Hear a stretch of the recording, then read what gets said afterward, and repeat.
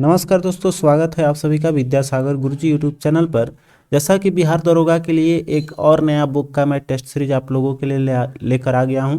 ये आपका है यूनिक का एग्ज़ाम सक्सेस सीरीज 1। इसमें हम लोग करेंगे, तो इसमें हम लोग कुल 10 सीरीज कर लेते हैं एग्ज़ाम से पहले। बहुत ही अच्छा इसका सेट पैटर्न दिया गया है, क्वेश्चन का सेट जो है वो बहुत ही अच्छा है, एग्ज़ाम बेस्ड है आपका। बिल्कुल अच्छे से इसको हम लोग देख लेंगे 10 सेट।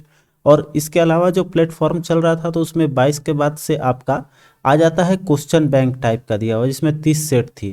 तो उसमें अगर आपको लगता है कि नहीं इसको भी करा दें तो हमें कमेंट जरूर करें, ताकि हम उसका निर्णय ले सकें कि क्या आप चाह रहे हैं वो क्वेश्चन बैंक कराएं या फिर छोड़ दिया जाए उसको उतने पर ही। ठीक है, तो कमेंट जरूर कर लीजिएगा। आइए अब इसके सेट के क्वेश्चन पर आते हैं हम लोग। क्वेश्चन है, सिंधु सभ्यता निम्नलिखित में से किस काल में पड़ती है? तो ये आपका आद्य ऐतिहासिक या आदि ऐतिहासिक काल बोल सकते हैं। सिंधु सभ्यता को एक और नाम से जानते हैं हम लोग, हड़प्पा सभ्यता या सिंधु घाटी सभ्यता भी बोला जाता है इसको। तो ये आपका आद्य ऐतिहासिक काल का हो जाएगा। ठीक है, नेक्स्ट क्वेश्चन है कि बुगाज कोई का महत्व किस लिए है? बुगाज कोई का जो अभिलेख है वह इसलिए महत्वपूर्ण है कि इसमें देवी देवताओं का वर्णन किया गया है। इसमें वरुण, इंद्र, मित्र, इन सभी देवताओं का वर्णन मिलता है। तो आपका ए ऑप्शन करेक्ट हो जाएगी। नेक्स्ट क्वेश्चन देखिए है कि आजीवक संप्रदाय के संस्थापक कौन थे?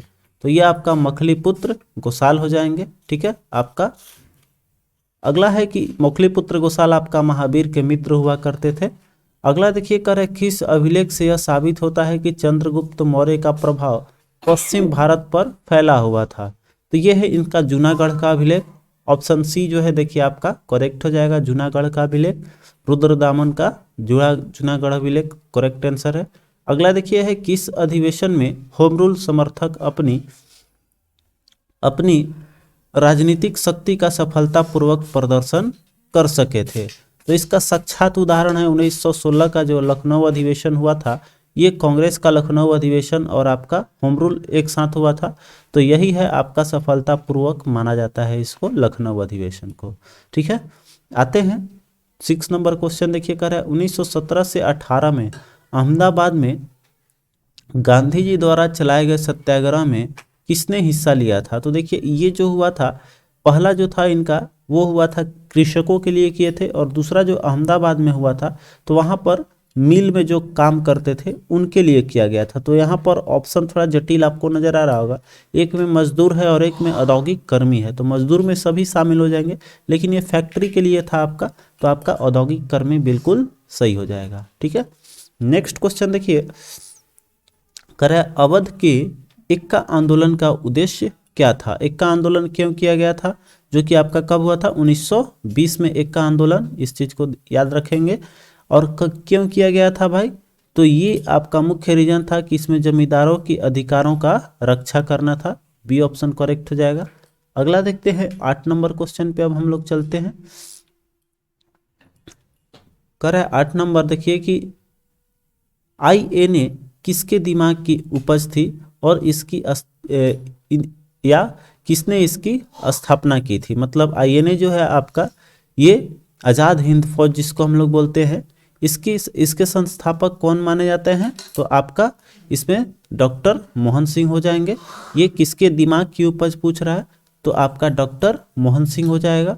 अब देखिए इसमें स्थापना का बात किया जाए तो ये मोहन सिंह ने बनाया था और आज़ाद हिंद फौज के संस्थापक भी थे। ये देखिए जापानी सेना के अफसर मेजर फुजिहारा तथा सिख सिंधु ज्ञानी प्रतिम सिंह की सलाह पर मोहन सिंह ने सिंगापुर में इसको बनाया था। 40,000 युद्ध बंदियों को लेकर आज़ाद हिंद फौज की स्थापना की थी, जिसका उद्देश्य क्या था? तो भारत को मुक्ति दिलाना था। अगला देखते हैं क्वेश्चन, गांधी जी का चंपारण सत्याग्रह किससे जुड़ा हुआ है? तो देखिए अभी इसमें बात किए हम लोग, ये कृषकों का है और वो प्रथा थी तिनकठिया प्रथा। ठीक है, इसी के कारण ये आपका चंपारण सत्याग्रह किया गया था। तो ध्यान रखेंगे किससे संबंध पूछता है, तिनकठिया हो जाएगा। अगला है कि मुंगेर का बहड़िया ताल विरोध का उद्देश्य क्या था? तो देखिए ये जो है आपका मुख्य रूप से इसमें ऑप्शन देखेंगे तो वकासत भूमि की वापसी का मांग के लेकर आपका बढ़िया ताल विद्रोह हुआ था। अगला क्वेश्चन है कि बिहार बंगाल से पृथक कब हुआ था? आपका 1912 में हो जाएगी। नेक्स्ट क्वेश्चन देखते हैं, कह रहा है कि पटना उच्च न्यायालय की स्थापना कब हुई थी? आपका 1916 हो जाएगा। अगला है कि साहतस विश्व के सबसे सुंदर, गर्म और हल्का ऊन माना जाता है। साहतस वह कहाँ पैदा होती है? साहतस की होता है कहाँ? आपका उज्बेकिस्तान में। ठीक है, अगला देखते हैं, करें स्टार टीवी के मालिक कौन है? तो ये रूपर्ट मैडॉर्क हो जाएगा आपका। रूपर्ट मैडॉर्क स्टार टीवी जो हमारा चलता है, जिसके अंतर्गत सभी स्टार के चैनल आते हैं, स्टार प्लस, स्टार गोल्ड, जितने भी हैं, इसके अभी मालिक कौन है? तो रूपर्ट मैडॉर्क हो जाएंगे। नेक्स्ट क्वेश्चन है, करें एक सामान्य शुष्क या शुष्क होना चाहिए, शुष्क सेल में विद्युत अपघट्य होता है। तो देखिए विद्युत अपघट्य की क्रिया होती है आपका किसमें? अमोनियम क्लोराइड का। ठीक है, अगला देखते हैं, 16 नंबर है कि डायनेमो जो है वो क्या करता है? तो डायनेमो से हम लोग क्या होता है? विद्युत उत्पादित होता है। तो वो क्या करता है? मतलब यांत्रिक या गतिज ऊर्जा को बोल सकते हैं, वैद्युत ऊर्जा में परिवर्तित करता है। तो आपका ऑप्शन बी करेक्ट हो जाएगी। नेक्स्ट देखिए, कर है कि आकाश नीला क्यों दिखाई देता है? तो इसका मुख्य कारण यही है कि उसमें प्रकीर्णन होता है, या फिर देखिए उसमें ऑप्शन के अनुसार देखेंगे तो कह रहा है इसमें कि देखिए ऑप्शन में तो सूर्य और प्रकाश के नीला रंग और लाल रंग से अधिक ये नहीं होगा। प्रकीर्णन देखिए यहाँ लिखा हुआ है, अधिक प्रकीर्णन होता है लघु तरंग का जो है दीर्घ तरंगों की अपेक्षा वायुमंडल में ज़्यादा होता है, जिसके कारण कि नीला का सबसे कम होता है, तो वो ज़्यादा आपका बिखर जाता है और वो नीला दिखाई देता है। चलिए अगला देखते हैं, 18 नंबर क्वेश्चन पे आएंगे अब हम लोग। कर है 1 माइक्रोन बराबर होता है किसका? तो 10 के पावर -6 मीटर होगा। आपका ऑप्शन 6 वाला तक नहीं है, एक देखिए यहाँ कोडिंग कर दिया है मिलीमीटर, तो मिली में तो 3 आपका ऐसे हो गया और 3 जीरो इसमें है, तो आपका ऑप्शन सी करेक्ट हो जाएगा। अगला क्वेश्चन देखिए है, कर है आपका कि कर है वर्षा की बूंद की गोलाकार आकृति का कारण क्या होता है भाई? तो पृष्ठ तनाव के कारण वो गोला हो जाता है। नेक्स्ट क्वेश्चन है आपका, किस खनिज से रेडियम प्राप्त किया जाता है? रेडियम प्राप्त किया गया था? तो सबसे पहले आपका ये पिंच ब्लेड से लिया गया था। आपका रेडियो सक्रिय एक अयस्क है। अगला देखिए, करें नींबू खट्टा किस कारण से होता है? तो नींबू में कौन सा एसिड पाया जाता है? आपका साइट्रिक एसिड हो जाएगी। ठीक है, नेक्स्ट क्वेश्चन देखिए, करें विरंजक चूर्ण के लिए कौन सा असत्य है? ठीक है, तो देखिए असत्य मतलब गलत। विलंजक ये जो है जल में विलय होता है, फिर हल्का पीले रंग का चूर्ण होता है। ये देखिए जल में अधिक विलय नहीं होता है, आपका पहला स्टेटमेंट ही गलत है। अधिक नहीं बल्कि अधिक यहाँ दे रहा है, अधिक विलय नहीं होता है, मोर सोलेबल नहीं होता है, लेकिन विलय होता है, अधिक नहीं होगा। लेकिन बाकी जो है ऑक्सीकारक के रूप में काम करता है, पीले रंग होता है। और जो है क्लोरीन इसमें निष्कासित होता है जब अम्ल से अभिक्रिया करती है। ठीक है, आते हैं अगले क्वेश्चन पे। चलिए, कह है कि पारद धातु मिश्रण होता है किसका? तो पारद धातु, पारद इसका अगर विक्षेपण करेंगे तो आपको पता लग जाएगा, पारद युक्त मिश्र धातु होता है, इसको हम लोग पारद धातु मिश्रण बोलेंगे। ठीक है, अगला है कि कोयले का सामान्य प्रकार कौन सा होता है? आपका बिटुमिनस होता है। नेक्स्ट है कि भारत का राष्ट्रीय स्तनी कौन सा है? भारत का आपका बाघ हो जाएगा राष्ट्रीय। अगला देखते हैं, फिर आपका यहाँ पर अगला क्वेश्चन है कि नृशंस प्राणी जो है वो कौन सा है? आपका कछुआ माना जाएगा इसमें। अगला है कि मधुमक्खी कॉलोनी के सदस्य एक दूसरे को किस प्रकार से पहचानते हैं? तो यहाँ पर गंध से पहचानते हैं, और वो जो इशारे होते हैं, संवाद होता है, वो किससे देती है? तो नृत्य से देती है। ठीक है, संवाद नृत्य से होता है और पहचान आपका गंध से होता है। चलिए अगला देखते हैं, मनुष्य के जीवन काल में कितने दांत 2 बार विकसित होते हैं? तो हमारी जो 20 दांतें हैं वो आपका टूटकर फिर से जमती है, बचपन वाला टूट जाता है और वयस्क होने पर वो निकलती है। तो यहाँ पर कुल 20 दांतें जो है वो आपका निकलती है। आते हैं अब हम लोग अगले क्वेश्चन पे, करें 29। देखिए, आधुनिक मनुष्य के हाल का पूर्वज कौन है? इसमें आपका क्रो मगन मानुस हो जाएगा, ये सब उसी का है। प्रजाति जो हम लोग का है, तो उसी में एक आता है आपका क्रो-मगन मानुस, जो हमारा आधुनिक मनुष्य का है। ठीक है, ऐसे हम लोग जो जानते हैं पुराना वाला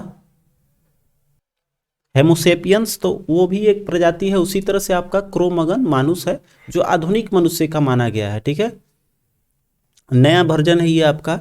तो यहाँ से आइए अब हम लोग चलते हैं अगले क्वेश्चन पे। 80% से अधिक सेल में पाए जाने वाला पदार्थ कौन सा है? 80% से ज़्यादा हमारा पाया जाएगा वो जल हो जाएगा। ठीक है, अगला है संसार का सबसे बड़ा फूल या पुष्प कौन सा है?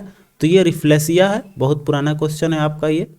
चलिए अगला क्वेश्चन देखिए, कर रहा है कि तना कटा आमतौर से, तना कटा जो है आमतौर से, ये एक चीज़ है, आमतौर से किसके प्रवर्धन के लिए प्रयोग किया जाता है? तो इसमें यूज़ करेंगे हम लोग गन्ना के लिए। जो तना काट कर हम लोग बो देते हैं तो वो गन्ना नया उपज होता है। अगला देखिए मटर पौधा, एक क्या है, मटर पौधा को किस श्रेणी में रख सकते हैं हम लोग? तो साग की श्रेणी में रखेंगे। अगला देखते हैं, कह कि सर्व प्राचीन शैल्य समूह की आयु आंकी जाती है किसके द्वारा? तो देखिए सबसे सर्व प्राचीन मतलब कि बहुत पुराना अगर है तो उसको हम लोग यूरेनियम लेड विधि से नापेंगे। ठीक है, कार्बन डेटिंग इसमें नहीं चलेगा, C14। चलिए अगला क्वेश्चन देखते हैं, कह रहे कि मृदा संरक्षण वह प्रक्रम है जिसमें, तो देखिए मृदा संरक्षण मतलब नाम से ही लग रहा है उसको हमको बचाना है। तो ये आपका किससे संबंधित हो जाएगा? इसमें आपका ऑप्शन ले लेंगे, मृदा को नुकसान से सुरक्षित किया जाता है, इसी को संरक्षण बोलेंगे, सुरक्षा देना संरक्षण हो गया। अगला देखिए, अगला क्वेश्चन है 36 की, मोनालोआ उदाहरण है किस चीज का? तो ये सक्रिय ज्वालामुखी है एक। अगला देखिए कर है औषधि शैलों के लिए निम्नलिखित में से कौन सा कथन सत्य है? औषधि शैल्य के लिए, ठीक है, केवल सत्य कथन हम लोग देखते हैं तो आपका ये क्रिस्टलीय रूप में पाया जाता है, आपका बी करेक्ट हो जाएगी। नेक्स्ट है आपका शिवालिक शैल्य समूह के दक्षिण में भामर क्षेत्र उदाहरण है, वो किसके लिए प्रसिद्ध हो जाएगी? आपका गिरिपद स्थिति के लिए। आते हैं 39 क्वेश्चन पे अब हम लोग चलेंगे।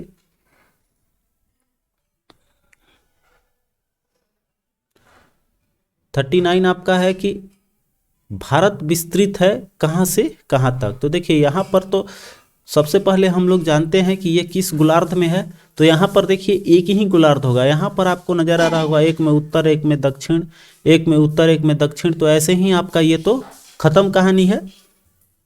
तो इसमें तो ऑप्शन आपका कहीं दिया ही नहीं है, आपका ऐसे ही खत्म हो जाएगा, क्योंकि 37 से नहीं है बल्कि आपका 48 से है, तो ये गलत है आपका। विस्तार की बात कर लिया जाए कहाँ से कहाँ तक है, उत्तरी गोलार्ध में आपका हो जाएगा 8 डिग्री 4 मिनट से आपका 37 डिग्री 6 मिनट तक होता है। ठीक है, तो ऑप्शन नहीं था, इनमें से कोई नहीं हो जाएगा। अगला क्वेश्चन है, भारतीय मानसून मौसमी विस्थापन से इंगित करता है जिसका कारण मुख्य रूप से क्या है आपका? तो स्थल तथा समुद्र के विभेदी तापमान हो जाता है, उससे हम लोग समझ जाते हैं कि मौसम का विस्थापन हो गया है।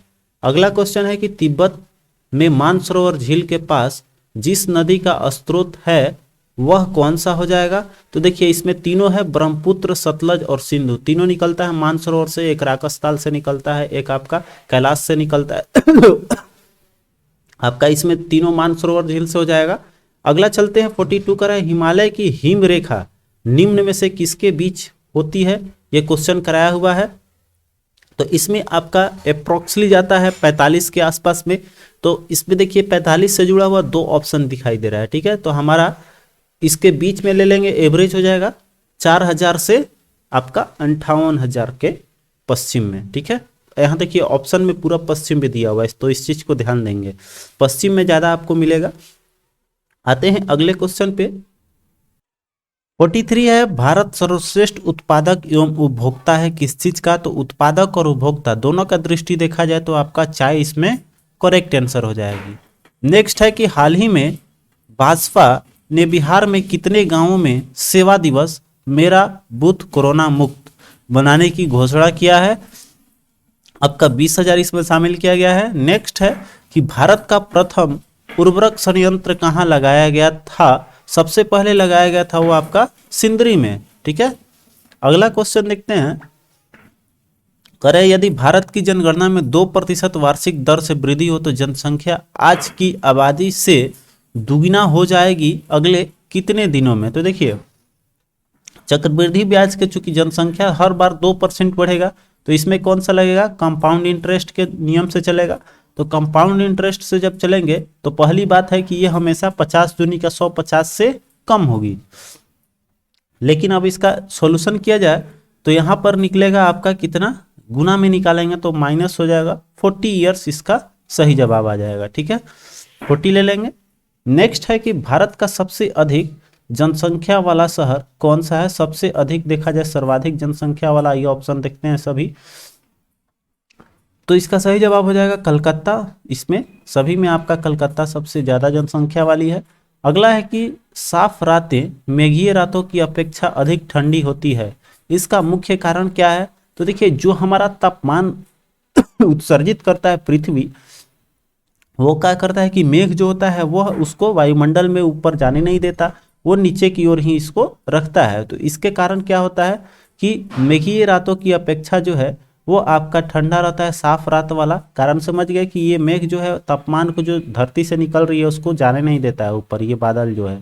तो इससे क्या होता है कि जो हमारा एटमॉस्फेयर का तापमान है वो काफी बढ़ा रहता है। तो साफ रात आपका क्यों ठंडा रहेगा, तो इसमें ऑप्शन आपका हो जाएगा विकिरण के कारण। ठीक है, ये जो विकिरण निकल रही है उसके कारण ये प्रभावित होता है। चलिए आते हैं 49 नंबर क्वेश्चन देखते हैं। कर है आपका निम्नलिखित औद्योगिक कस्बे में कौन छोटा नागपुर के पठार पर स्थित है।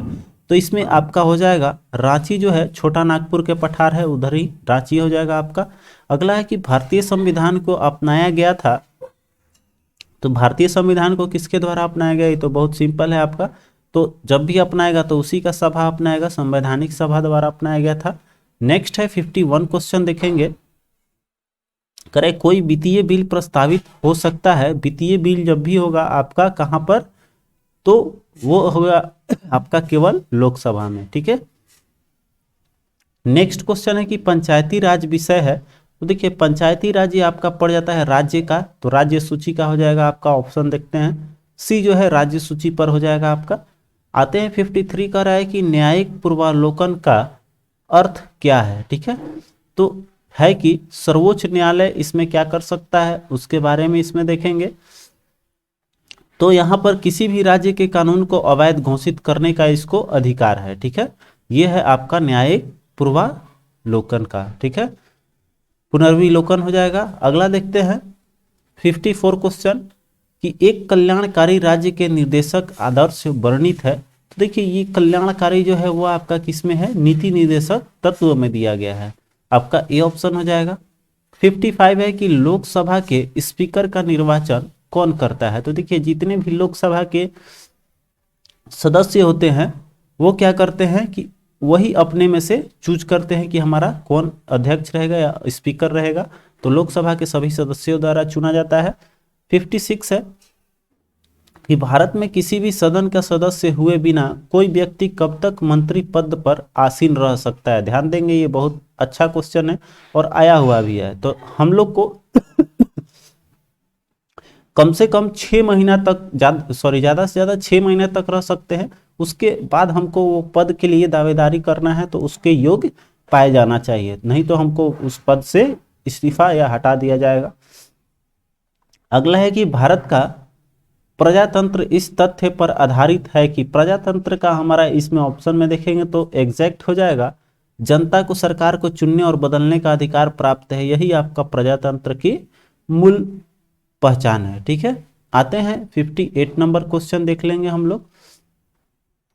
कर है आपका कि साइकिल गर्ल के नाम से मशहूर ज्योति जो है वो पिता का हाल ही में देहांत हुआ, वो किस जिले की रहने वाली है। तो ये साइकिल गर्ल आपका लॉकडाउन में ये ज्योति जो है एक ब्रांड एम्बेसडर भी मिला था इनको नशा मुक्ति का बिहार सरकार द्वारा, तो नशा मुक्ति का ये एम्बेसडर रही हैं, ब्रांड एम्बेसडर, और ये साइकिल गर्ल के नाम से भी आपका पॉपुलर हुई थी। तो आप सभी को बिल्कुल याद होगा आपका कौन सा हो जाएगा, दरभंगा जिला की थी। ठीक है, जो अपने पिता को साइकिल पर ही बैठा कर लेकर आई थी, ये सारी कहानी है। अगला है भारत में नियोजित अर्थव्यवस्था आधारित है तो भारत में आपका मिश्रित है, मिश्रित अर्थव्यवस्था है। अगला है कि भारत की उन्नति संतोषजनक रही है।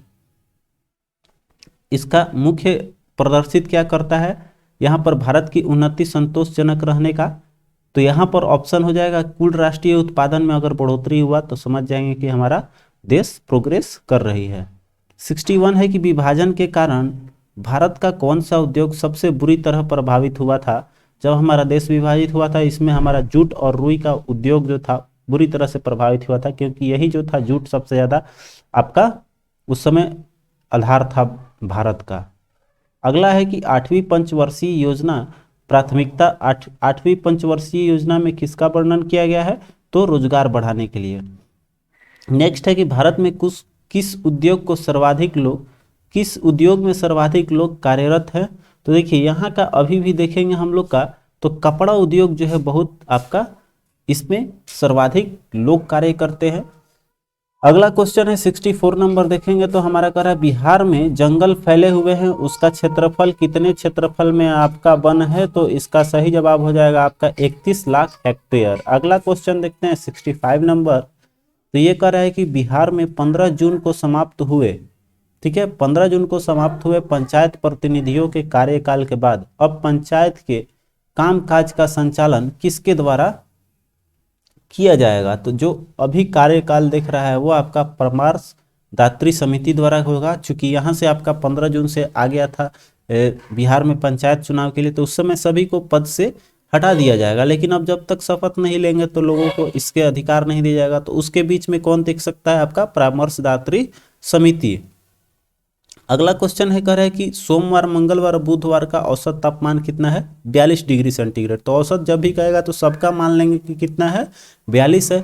अब देखिए कह रहा है मंगल, बुधवार और बृहस्पतिवार का औसत कितना है? 43 है। तो ध्यान देंगे जब ये कह रहा है कि इन दोनों का 42 है तो इसमें कितना हुआ? मतलब केवल बृहस्पतिवार का अगर हमसे पूछ रहा है तो बृहस्पतिवार का तापमान आपका दे रहा है कि 44 डिग्री सेंटीग्रेड है, तो सोमवार का कितना होगा? तो देखिए अगर इसका 44 है तो इन दोनों का कितना कितना लेंगे कि 43 आ जाएगा। तो 42.5, ठीक है, 42.5 होगा तब जाके आपका ये 43 के आसपास में आएगा। तो यहाँ पर 43.5 लेना है तो यहाँ पर 43.5 ले लेंगे इसका, 43.5 इसका ले लेंगे। तो इसमें आपका एक 43.5 नहीं लेंगे, 42.5 लेंगे। चूंकि एक बढ़ गया है ना तो हम इसमें एक कम कर लेंगे, 43 से एक कम करेंगे तब जब इसमें आपका हो जाएगा 42.5। तो 42.5 यहाँ हो गया। अब देखिए 42.5 जब मंगलवार और बुधवार का हो रहा है, यहाँ का है कि 42 डिग्री है तो एक का तो कमी ये कर दिया आपका दोनों, क्योंकि 42.5 से मिल के तो हमारा कितना आंसर हो जाएगा? एग्जैक्ट 41 होना चाहिए। ठीक है, आते हैं हम लोग ऑप्शन पे 66 नंबर क्वेश्चन देख लेंगे हम लोग। इसका आंसर हमारा हो जाएगा 41 डिग्री सेंटीग्रेड। देखिए ऑप्शन ए में आपका दे रहा है 41 डिग्री सी, करेक्ट हो जाएगा। मैथ का क्वेश्चन है। देखिए कह रहा है यदि x का 44% कितना है? 11 दिया हुआ है, तो x का मान क्या होगा? तो देखिए यहाँ तोड़ेंगे तो 11/44 हो जाएगा और गुना कितना हो जाएगा? 100। तो 11 चौका 44 और 4 से 25 बार में चला जाएगा, आपका हो जाएगा 25। नेक्स्ट क्वेश्चन देखिए 68 का है कि किस सुल्तान के काल में खालिसा भूमि अधिक पैमाने पर विकसित हुई थी? तो ये आपका हो जाएगा अलाउद्दीन खिलजी का है, जिसमें आपका खालिसा भूमि दिया जाता था अनुदान में। अगला है कि 12 मासा की रचना किसने की थी? तो ये हो जाएंगे आपका मलिक मोहम्मद जायसी 12 मासा का। अगला है विजयनगर साम्राज्य के वित्तीय व्यवस्था की मुख्य विशेषता क्या थी? तो आपका बंदरगाहों से आमदनी सर्वाधिक थी, आपका सी ऑप्शन हो जाएगा। अगला है कि 2 अस्पा और सिंह अस्पा, बहुत इंपॉर्टेंट क्वेश्चन है आपका, किसने शुरू किया था? आपका जहांगीर द्वारा शुरू की गई प्रथा थी। अगला है भारत में 1612 में अंग्रेजों ने अपनी पहली फैक्ट्री 1612 में कहाँ स्थापित किया था? तो ये हो जाएगा आपका सूरत। नेक्स्ट क्वेश्चन है अमेरिका में फ्री हिंदुस्तान अखबार किसने शुरू किया था? तो ये तारकनाथ दास द्वारा आपका फ्री हिंदुस्तान लाया गया है। 74 क्वेश्चन देखिए कर रहा है कि दिल्ली से अमृतसर के लिए 2 रेलगाड़ियां एक ही दिन 10 बजे और 11 बजे सुबह क्रमशः एगो 60 के स्पीड से चल रहा है, एक 75 की चाल से चल रहा है। दिल्ली से कितने किलोमीटर दूरी पर दोनों गाड़ियां इकट्ठी होगी। तो देखिए ध्यान देंगे इस तरह की क्वेश्चन, तो दोनों का डिस्टेंस जो है वो आपका सेम हो जाएगा कब, तो दूरी बराबर क्या होता है, समय गुने चाल। तो समय गुने चाल जब निकालेंगे तो एक का है 10 बजे चल रहा है समय, तो हम निश्चित नहीं कर सकते हैं, समय भी दोनों का सेम रहेगा। तो यहाँ पर चूंकि ये भी अगर 2 घंटा चल रहा है, ये भी 2 घंटा चल रहा है, तो दूरी हमसे पूछ रहा है, तो दूरी बराबर क्या हो जाएगा, दूरी बराबर होगा समय गुने चाल। ठीक है, अब देखिए जब इसका अपेक्षिक चाल निकालेंगे तो कितना आ जाएगा, 60 और 75 दोनों एक ही दिशा में चल रहा है, तो 15 का हो जाएगा। अब देखिए 15 का फैक्टर करेंगे तो इसमें आपका ऑप्शन नजर आएगा, एक 150 और एक 300 है। तो यहाँ पर हम ध्यान देंगे, अब हमको निकालना है कि इसमें चाल तो हम निकाल लिए कि अपेक्षिक चाल हो गया 15, तो 15 के बाद अब आगे बढ़ेंगे तो कितने देर बाद ये मिलेगा, इस चीज को हम समझेंगे। तो देखिए जब एक चल रहा है 10 और एक 11 बजे,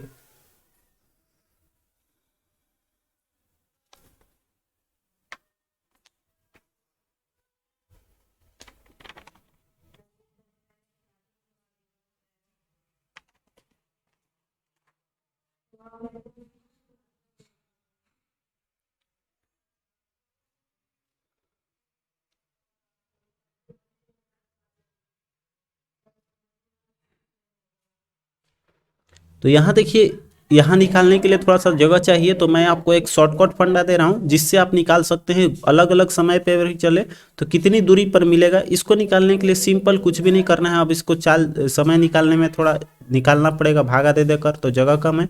तो इसके लिए शॉर्ट देखिए क्या मेथड है कि ये जो आपका किलोमीटर एक ही साथ चलना चालू कर रहा है, इसको हम लोग क्या निकालेंगे, इस चाल को एलसीएम निकाल लेंगे। जैसे कि घंटी एक साथ कब बजती है, आपको क्वेश्चन याद होगा, तो 60 और 75 का जब एलसीएम निकालेंगे लसा, तो आप निकालेंगे तो कितना हो जाएगा, 15 चौके 60, 15 पचे 75, तो 15 चौके 60 और 5 6 पचे 300। इसका देखिए पहले तो बता दिए फैक्टर होगा 15 का, तो आपका ए या तो डी होता।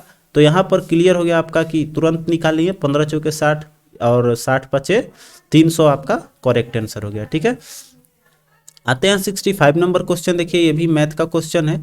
तो कह रहा है कि एक परीक्षा में 20% अंग्रेजी में जो है असफल रहे, 35% छात्र जो है हिंदी में असफल फेल हो जाते हैं, और 27% दोनों में असफल हो जा रहे हैं। तो यदि सफल छात्रों की संख्या 288 हो तो परीक्षा में बैठने वाले छात्रों की संख्या, मतलब number of A union B आपका निकालना है। ठीक है, तो इस तरह के क्वेश्चन निकालना है तो क्या करेंगे, नंबर ऑफ दोनों को जोड़ लेंगे जो आपका फेल हो रहा है। तो यहाँ पर देखिए हम लोग निकाल लेते हैं फटाक से जोड़कर, यहाँ लिखते हैं हम। तो देखिए पहला में आपका 20% है, 20% प्लस 35% इसमें हो रहा है, 35% लिख लेंगे, और दोनों में असफल हो रहा है तो हम लोग क्या करेंगे, माइनस कर लेंगे 27%। तो कितना हो जाएगा, 15 में से 7 जाएगा, आपका हो जाएगा 28, और इसमें हो जाएगा मतलब 20, और इसका अंतर हो गया 8, तो 28 आपका आ गया सीधा सीधी। 28% जो है वो आपका क्या हुआ, नंबर ऑफ दोनों हो गया, मतलब हिंदी और इंग्लिश और हिंदी जो है, इंग्लिश और हिंदी दोनों में सफल होने वाला निकाल लिया हम लोग, तो ये 28% हो गया। देखिए 28% में पूछ रहा है कि तो परीक्षा में बैठने वाले छात्रों की संख्या क्या होगी। तो देखिए यहाँ पर जब यहाँ कह रहा है कि सफल, तो यहाँ पर हो गया 28%, जब आ गया असफल का, कुल असफल हुए हैं 28%, तो सफल कितना हो जाएंगे 72%। इसी 72% का संख्या दिया हुआ है कितना, 288, तो 288 बाई 72 कर लेंगे, 288 बाई 72, और गुना आपका जब 100 पे निकाले हैं तो 100 से गुना कर लेंगे। तो ये देखिए 72 7 चौका 28, 4 बार में कट जाएगा, 4 का 100 से गुना होगा, 400 कुल छात्र थे। ठीक है, चलिए अगला क्वेश्चन देखिए 76 का रहा है कि 30 सितंबर 2021 को नए वायुसेना अध्यक्ष के पदभार निम्न में से, देखिए इसमें करंट भी एकदम अप टू डेट दिया हुआ है, तो हम लोग को बहुत ही बेनिफिट होने वाला है इससे, अच्छे से इसको हम लोग इसीलिए बोल रहे हैं आपका ये एग्जाम बेस्ड रहेगा। तो वायुसेना अध्यक्ष कौन बने हैं 30 सितंबर के बाद, आपका BR चौधरी हो जाएंगे। ठीक है, चलिए आते हैं अगले क्वेश्चन की ओर। अगला क्वेश्चन देखिए आपका रहा, कह रहा है कि 9 अगस्त 2021 को छपे समाचार पत्र के न्यूज के अनुसार पहली बार इंसान की जगह कृत्रिम बुद्धिमत्ता, जिसको हम लोग बोलते हैं AI को किस देश ने पेटेंट दिया है, तो ये आपका देने वाला देश है ये दक्षिण अफ्रीका। नेक्स्ट क्वेश्चन है कि 72वें गणतंत्र दिवस जो है समारोह के मुख्य अतिथि कौन थे? तो देखिए यहाँ पर तो ऑप्शन आपका नहीं नजर आ रहा है, क्योंकि उस समय कोई आया ही नहीं था आपका। तो उस समय आने वाले थे जो आपके इंग्लैंड के या ब्रिटेन के जो थे वो आपके प्रधानमंत्री आने वाले थे, बोरिस जॉनसन। इसमें आपका ऑप्शन भी नहीं है और वो रद्द हो चुकी थी, तो कोरोना के कारण ये नहीं हो पाए थे मुख्य अतिथि उपस्थित आपका, तो इनमें से कोई नहीं हो जाएगा। अगला क्वेश्चन है कि मैत्री सेतु के संदर्भ में निम्नलिखित में से कौन से कथन सत्य हैं? तो यहाँ पर उसके बाद हम लोग को यहाँ कूट के अनुसार बताना है। चलिए आते हैं हम लोग देखते हैं क्वेश्चन हमारा क्या कह रहा है। तो पहला है आपका, यह भारत और बांग्लादेश के बीच होता है, सैन्य अभ्यास है आपका। तो ये सॉरी मैत्री सेतु मतलब आपका सेतु है, तो यहाँ पर स्थापित एक सेतु है, ये आपका स्टेटमेंट बिल्कुल सही हो जाएगा। फिर देखिए आपका है 1.9 किलोमीटर लंबा है यह सेतु, भारत और त्रिपुरा के सेबरम जिले में बांग्लादेश को रामगढ़ से जोड़ता है, बिल्कुल ये भी सही है। और तीसरा है कि लोकार्पण हुआ है 9 मार्च 2021 को मोदी द्वारा, तो यहाँ पर बिल्कुल सभी कथन सत्य ले लेंगे हम लोग, ठीक है, सभी सत्य हो जाएगा। अगला है कि निम्नलिखित में सुमेलित कीजिए और कूट के अनुसार हमको इसमें बताना है। तो एक तरफ तिथि दिया हुआ है और एक तरफ दिवस दिया हुआ है, आइए हम लोग इसको मैच करते हैं। 3 अप्रैल को मनाया जाता है आपका क्या? तो विश्व, यहाँ पर हो जाएगा विश्व हिंदी रंगमंच दिवस हम लोग ले लेंगे। 7 अप्रैल का हो जाएगा विश्व रंगमंच दिवस। फिर देखिए 18 अप्रैल का आपका हो जाएगा विश्व विरासत, और 25 अप्रैल का हो जाएगा विश्व मलेरिया दिवस। तो इस तरह से हमारा मैच हुआ। तो यहाँ पर देखेंगे हमारा 2, 3, 4, 1 आपका ऑप्शन देखते हैं, 2, 3, 4, 1, 2, 3, 4, 1 ऑप्शन सी इसका करेक्ट हो जाएगी। अगला क्वेश्चन है निम्नलिखित में से सही कालक्रम के अनुसार, इसमें देखिए लेखक और ये दिया हुआ है पुस्तक का नाम और लेखक। तो देखिए इसका पीडीएफ तो मेरे टेलीग्राम चैनल पर डालेंगे ही, तो आप वहां से इसको मैच करके जरूर भेजिएगा। यहाँ पर मिलाने में थोड़ा परेशानी हो सकती है, क्योंकि यहाँ पुस्तक और लेखक उसके बाद से कूट दिया हुआ है। तो इस क्वेश्चन को स्किप करते हुए आपके लिए रहा ये कूट, और आपको कमेंट कर लेना है कि ABCD में से कौन हो जाएंगे, ठीक है। अगला है देखते हैं 82 नंबर, कह रहा है कि T20 अंतर्राष्ट्रीय क्रिकेट में युवराज सिंह के लगातार 6 गेंद पर 6 छक्के मारने वाले विश्व का दूसरा खिलाड़ी निम्न में से कौन बन गए हैं? युवराज सिंह के बाद आपका नाम हासिल हो गया है कैरन पोलार्ड का। अगला क्वेश्चन है 28 फरवरी 2021 को बेवर्ली हिल्स कैलिफोर्निया में वितरित 18वें गोल्डन ग्लोब पुरस्कार जो है उसके तहत किस फिल्म को ड्रामा श्रेणी में सर्वश्रेष्ठ फिल्म का पुरस्कार दिया गया है? तो इसमें मिला है आपका नो मैन लैंड्स का, ठीक है। अगला क्वेश्चन 84 नंबर आप पे आते हैं हम लोग, कह रहा है कि केंद्रीय प्रदूषण नियंत्रण बोर्ड ने देश के 112 सबसे प्रदूषित स्थलों में किस राज्य को पहले स्थान पर रखा है? ये है आपका उड़ीसा। नेक्स्ट है 85 कि 1 फरवरी 2021 को प्रस्तुत वित्तीय वर्ष 21-22 के केंद्रीय बजट में कुल कितना व्यय अनुमानित किया गया है? तो व्यय की बात किया जाए तो इसमें हो जाएगा आपका कुल 34,83,236 करोड़। नेक्स्ट है आपका कि वित्तीय वर्ष 21-22 में देखिए हम बोले थे आपका बजट पढ़कर जाइएगा, बिहार और भारत दोनों का बजट आप अवश्य पढ़कर जाएंगे, ठीक है। तो देखिए वित्तीय वर्ष 21-22 के केंद्रीय आय व्यय में कुल कितनी राजस्व प्राप्तियां या अनुमानित किया गया है? तो राजस्व प्राप्ति की अगर बात किया जाए तो वह है आपका 17,88,424 करोड़। नेक्स्ट क्वेश्चन है कि अप्रैल से दिसंबर 2020 के दौरान भारत के विदेशी व्यापार का सबसे बड़ा साझेदारी निम्नलिखित में से कौन सा देश रहा है? आपका अमेरिका का रहा इसमें सबसे बड़ा साझेदारी। नेक्स्ट है कि निम्नलिखित कूटों में से कौन सा कथन सत्य है, ठीक है। तो देखिए यहाँ पर कूट के अनुसार हम लोग इसको देखेंगे। पहला स्टेटमेंट कर रहा है कि मॉस्को घोषणा पत्र के संबंध में क्षय रोग से है। मॉस्को घोषणा पत्र बिल्कुल आपका टीबी से संबंध रखता है। फिर है 2030 तक क्षय रोग को समाप्त करने का लक्ष्य रखा गया है, यह भी कथन सत्य है। अगला देखते हैं कथन आपका। आगे का कथन है, ये रहा, कह रहा है कि भारत ने भी इस घोषणा पत्र पर हस्ताक्षर किया है। भारत ने इस संबंध में 2025 तक ही लक्ष्य निर्धारित कर लिया है। तो ये सब आपका स्टेटमेंट तो बिल्कुल सही है। तो देखिए आपका सभी सही ऑप्शन दे रहा है डी। ठीक है, नेक्स्ट क्वेश्चन है कि इकोनॉमिस्ट इंटेलिजेंस यूनिट द्वारा जारी लोकतंत्र सूचकांक 2020 में भारत का कौन सा स्थान है? तो 53वां स्थान मिला है लोकतंत्र में। नेक्स्ट है, संयुक्त राष्ट्र संघ की एक रिपोर्ट के अनुसार दुनिया भर में प्रतिवर्ष अनुमानतः कितने प्रतिशत खाद्य उत्पादन बर्बाद हो जाता है? तो ये बहुत ही सोचनीय बात है कि हमारा उत्पादन का जो 17% है वो ऐसे ही बर्बाद हो जाती है, किसी के हाथ नहीं लगती। अगला क्वेश्चन है कि लोकसभा टीवी व राज्यसभा टीवी के विलय के बाद इसे किस नाम से दे दिया गया? जैसे अलग अलग पहले प्रसारण होता था, लोकसभा और राज्यसभा टीवी पर प्रसारण होती थी, लेकिन अब उसको नाम बदल कर रख दिया गया है संसद टीवी, और दोनों को एक ही पर अब ब्रॉडकास्ट किया जाता है। नेक्स्ट देखिए है, इसमें निम्नलिखित में से सुमेलित करना है और सही कूट को अंकित करना है। देखिए ये भी पुस्तक और लेखक है, तो यहाँ पर मिलाने में थोड़ा परेशानी होगी, इसको भी आप कमेंट कर लेंगे। ठीक है, यहाँ पर देखिए कूट है यहाँ पर। चलिए आते हैं अगले क्वेश्चन पे। मध्य प्रदेश के मुख्यमंत्री शिवराज सिंह चौहान ने मध्य प्रदेश के होशंगाबाद शहर का नाम बदलकर क्या रखा है? तो होशंगाबाद का नया नाम हो गया है आपका नर्मदापुरम। नेक्स्ट क्वेश्चन देखिए, कह रहा है कि फरवरी 2021 में किस सुंदरी ने वर्ष 2021 की फेमिना मिस इंडिया का खिताब अपने नाम किया? तो देखिए फरवरी 2021 में जीती थी आपका कौन? मानसा वाराणसी। ये आपका मिस इंडिया का खिताब है। और मिस यूनिवर्स का आपको पता होगा, भारत ने अपना फिर से एक अपना ताज हासिल किया है। और नाम आप सभी को कमेंट करना है ताकि याद हो जाए आपको। ठीक है, इंपॉर्टेंट क्वेश्चन रखेंगे इसको। अगला क्वेश्चन देखते हैं 95 नंबर।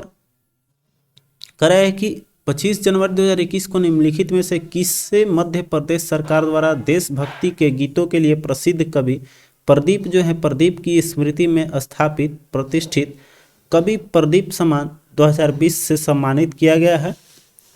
तो ये डॉक्टर शिव ओम अंबर को मिला।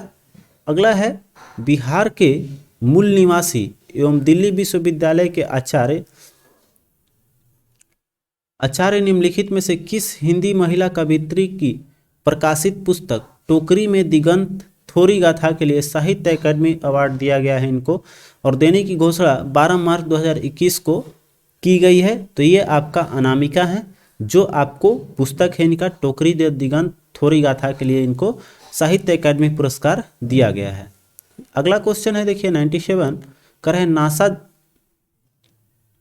नासा जो है, नासा का कौन सा मार्स रोवर मंगल ग्रह पर 18 फरवरी 2021 को सफलतापूर्वक उतर गया और वहां से लगातार चित्र प्रेषित कर रहा है? तो उसका नाम रखा है नासा ने आपका ये है आपका परसिवेरियंस, आपका सी ऑप्शन करेक्ट हो जाएगा। नेक्स्ट देखिए करें, यूनेस्को द्वारा वर्ष 2021 के लिए निम्नलिखित में से किसे विश्व पुस्तक राजधानी अर्थात वर्ल्ड बुक कैपिटल घोषित किया है? तो ये है आपका ये तिब्लिसी जो है आपका वर्ल्ड बुक कैपिटल घोषित किया गया है। अगला देखिए है 99, 22 मार्च 2021 को घोषित राष्ट्रीय फिल्म पुरस्कारों के तहत निम्नलिखित में से किस अभिनेत्री को सर्वश्रेष्ठ अभिनेत्री घोषित किया गया है? तो ये ध्यान देंगे, आपका राष्ट्रीय फिल्म में आपको मिला है किसको, ये आपका ध्यान देंगे तो मार्च 2021 में राष्ट्रीय फिल्म का पूछेगा जब भी, चूंकि यहाँ देखिए दो आपका तापसी पन्नू भी आपको दिमाग में आएगा, लेकिन ध्यान देंगे 2021 का जो है घोषणा हुआ है तो ये 20 वाले के लिए मिला है। ठीक है, तो ये दिया गया है किसको? कंगना रनौत को। और जो आपका ये जो हो जाएगा नया वाला 21 का किसको मिला है? तो ये तापसी पन्नू वाला ध्यान रखेंगे। तो इस तरह से आप कंफ्यूजन नहीं करना है, जब भी आपका 2021 मार्च वाला पूछेगा राष्ट्रीय फिल्म पुरस्कार तो ये कंगना रनौत का मिलेगा। ठीक है, और अंतिम क्वेश्चन देखिए 100 नंबर पे आएंगे अब हम लोग। तो कह रहा है कि 1 अप्रैल 2021 को निम्न में से किस दिग्गज फिल्म अभिनेता को वर्ष 2019 के दादा साहब फाल्के पुरस्कार देने की घोषणा की गई है? तो ये आपको रजनीकांत को दिया गया है 2019 के लिए। ठीक है, और ये मिला है कब? 2021 में, क्योंकि कोरोना के कारण सब स्थगित थे। तो आपका ये सेट कैसा लगा आप कमेंट करके ज़रूर बताइएगा। मिलते हैं फिर अगले वीडियो में, तब तक आप अपना ख्याल रखें। जय हिंद।